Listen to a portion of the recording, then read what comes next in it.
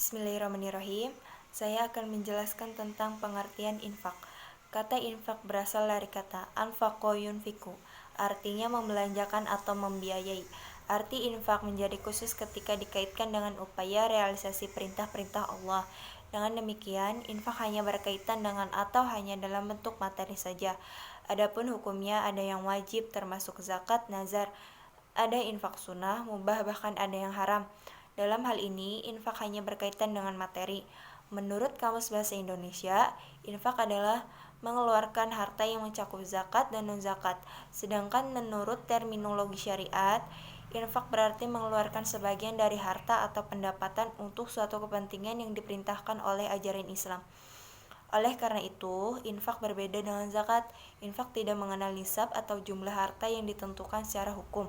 Infak tidak harus diberikan kepada mustahik tertentu, melainkan kepada siapapun, misalnya orang tua, kerabat, anak yatim, orang miskin, atau orang yang sedang dalam perjalanan.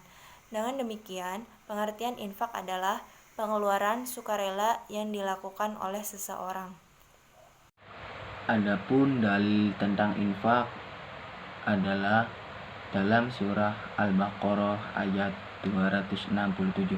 Ya ayyuhalladzina amanu fiku min thayyibati ma kasabtum wa mimma akhrajna lakum minal ard wa la tayammamul habisa minhu tunfiqun walastum biakhirihi illa an tuh'idu fi wa'lamu annallaha ghaniyyun hamid, yang artinya, hai orang-orang yang beriman, nafkahkanlah di jalan Allah sebagian dari hasil usahamu yang baik-baik dan sebagian dari apa yang kamu keluarkan dari bumi untuk kamu, dan janganlah kamu memilih yang buruk-buruk lalu kamu menafkahkan daripadanya, padahal kamu sendiri tidak mau mengambilnya, melainkan dengan memencingkan mata terhadapnya. Dan ketahuilah bahwa Allah Maha Kaya lagi Maha Terpuji. Dan hadis mengenai infak, hadis riwayat Muslim dari Abu Hurairah radhiyallahu anhu, Nabi Muhammad sallallahu alaihi wasallam memberitahu kepadanya, qala Allahu tabaraka wa ta'ala, ya ibnu Adam, anfiku alaika.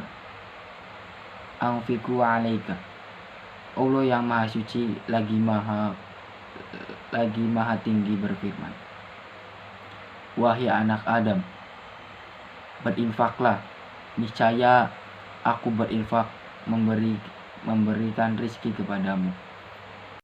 Macam-macam infak. 1. Infak mubah. 2. Infak wajib. 3. Infak haram. 4. Infak sunnah. Yang dimaksud dengan infak mubah yaitu mengeluarkan harta untuk hal-hal yang mubah seperti dalam usaha, perdagangan, atau bercocok tanam. Yang kedua, infak wajib, yaitu mengeluarkan harta untuk hal-hal yang wajib seperti dalam pembayaran mahar, menafkahi istri dan keluarga, dan nazar. Seterusnya, infak orang Islam kepada fakir miskin tetapi tidak karena Allah. Yang ketiga yaitu infak haram. Yang dimaksud infak haram adalah mengeluarkan harta untuk perkara haram seperti infaknya orang kafir untuk menghalangi syiar Islam. Yang keempat, infak sunnah, yaitu mengeluarkan harta dengan niatan sedekah. Infak jenis ini ada dua macam. 1. Infak untuk jihad dan infak kepada yang membutuhkan. Baik, di sini saya Nurul Fajriya akan menjelaskan mengenai rukun dan syarat infak. Nah, dalam suatu pembuatan hukum ini kan terdapat syarat dan rukun yang harus dipenuhi agar perbuatan tersebut itu bisa dikatakan sah. Nah, begitu pula dengan infak. Jadi, unsur-unsur itu harus terpenuhi. Nah, unsur-unsur tersebutlah yang disebut dengan rukun. Nah, di mana infak itu menjadi sah apabila rukun-rukun tersebut itu telah terpenuhi, dan masing-masing dari rukun tersebut itu terdapat syarat-syarat yang harus terpenuhi juga. Nah, adapun rukun dari infak ini dibagi menjadi 4. Yang pertama itu ada pemberi infak atau istilahnya itu disebut dengan muafik. Nah, syarat untuk orang yang mengeluarkan infak itu ada 4. Yang pertama, dia itu memiliki materi atau harta yang akan diinfakkan. Jadi jika orang yang kurang dalam materi atau hartanya itu tidak dianjurkan untuk memberi infak. Kemudian yang kedua itu dia bukan orang yang dibatasi haknya karena suatu alasan tertentu. Kemudian yang ketiga merupakan orang dewasa, bukan anak yang kemampuannya kurang. Nah, si pemberi infak ini merupakan orang dewasa. Jadi kan orang dewasa itu pasti mereka itu sudah balik. Jadi untuk si anak-anak ini tidak dianjurkan dalam Islam untuk memberi infak karena mereka itu sangat terbatas dalam materi maupun hartanya. Kemudian yang keempat yaitu tidak ada paksaan dalam mengeluarkan hartanya, jadi melainkan karena adanya keriduan dan sukarela. Untuk memberi infak ini niatnya itu emang harus ikhlas karena Allah Ta'ala, ikhlas untuk menolong orang-orang yang tidak mampu, dan emang karena keriduan dan sukarela dari dirinya sendiri gitu. Kemudian yang kedua itu rukunnya, orang yang diberikan infak atau istilahnya itu disebut dengan muafik lahu. Nah, adapun syarat-syaratnya itu yang pertama ada di dunia ketika diberikan infak. Nah, janin dalam kandungan ini artinya tidak bisa diberikan infak. Jadi ketika orang si pemberi infak itu ingin menginfakkan kepada janin yang ada di dalam kandungan, maka artinya itu tidak bisa diberikan infak. Jadi harus ada di dunia ketika diberikan infak tersebut. Kemudian yang kedua yaitu dewasa atau telah mencapai baligh serta sehat jasmani dan rohani. Nah, jika orang yang diberikan infak itu ada di waktu pemberian infak, nah akan tetapi dia itu masih kecil ataupun gila, nah maka infak itu bisa diambil oleh walinya atau orang yang mendidiknya walaupun dia itu orang asing. Nah, kemudian rukun yang ketiga yaitu materi atau harta yang diinfakkan. Jadi syarat-syaratnya itu ada yang pertama sesuatu yang berada. Jadi materi atau harta yang diinfakkannya itu emang sesuatu yang berada di sekitar lingkungan kita, bisa dimanfaatkan untuk orang lain. Kemudian yang kedua itu bernilai. Bernilai pastinya ada keuntungan, maksudnya bernilai ini emang bisa dijadikan manfaat untuk si orang yang diberikan infak tersebut. Nah, kemudian yang ketiga yaitu dapat dimiliki zatnya. Nah, dalam artian ini yang diinfakkannya itu apa yang biasa dimilikinya, kemudian diterima keumuman oleh masyarakat, dan pemilikannya itu dapat berpindah tangan. Nah, sebagai contoh ini yang tidak sah menginfakkan itu ikan di laut, burung di udara, air di sungai, dan lain sebagainya. Kemudian yang keempat itu tidak berhubungan dengan tempat milik penginfak. Jadi materi atau harta yang diinfakkannya itu tidak berhubungan dengan tempat pemilik penginfak. Nah, contohnya ini menginfakkan tanaman, pohon atau bangunan tanpa ada tanahnya, akan tetapi barang yang diinfakkan itu wajib dipisahkan antar keduanya, kemudian lalu diserahkan kepada yang diberi infak sehingga menjadi milik baginya. Nah, kemudian untuk rukun yang keempat yaitu ijab dan qabul.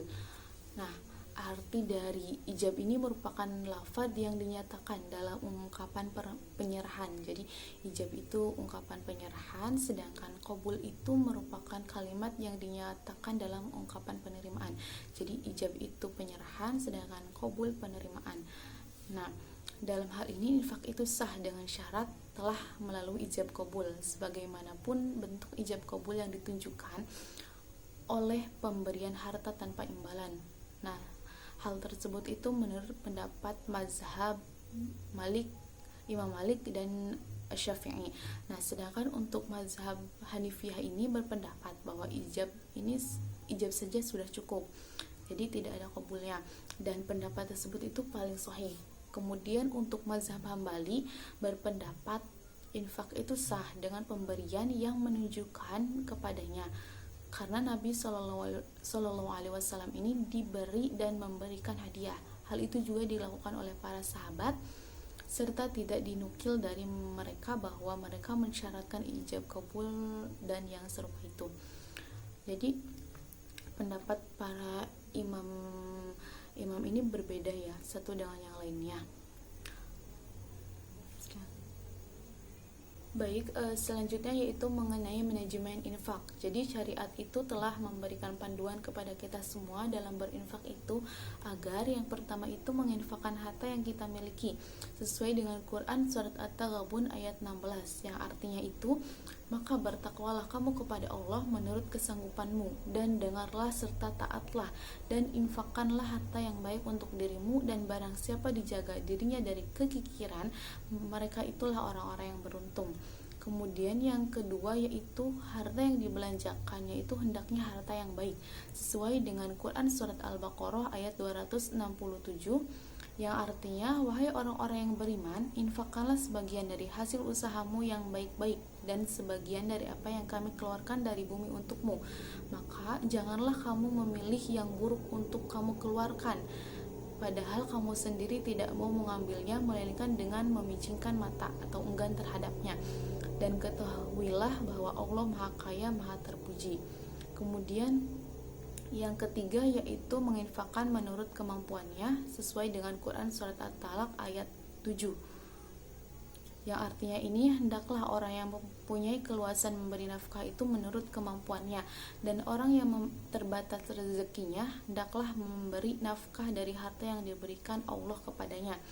Kemudian Allah itu tidak membebani kepada seseorang, melainkan sesuai dengan apa yang diberikan Allah kepadanya. Kemudian yang keempat ini tidak berlebihan atau israf dan tidak pula kikir, sesuai dengan Quran surat Al-Furqan ayat 67, yang artinya ini, dan termasuk hamba-hamba Tuhan yang maha pengasih, orang-orang yang apabila menginfakkan harta mereka tidak berlebihan, tidak pula kikir di antara keduanya secara wajar. Assalamualaikum warahmatullahi wabarakatuh. Perkenalkan, nama saya Ahmad Syahbudin, saya dari kelas 1 Ekos B. Di sini saya akan memberitahu apa saja manfaat berinfak.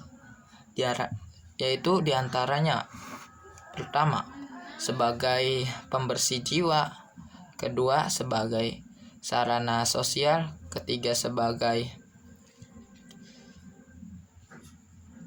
untuk meraih pertolongan sosial, keempat ungkapan rasa syukur kepada Allah Subhanahu wa taala, kelima salah satu kosmatika Islam, dan yang keenam sebagai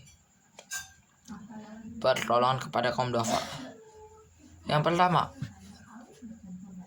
berinfak sebagai sarana pembersih jiwa. Yang dimaksud dengan sarana pembersih jiwa yaitu sebagai pembersih hati kita yang dari sifat-sifat yang negatif.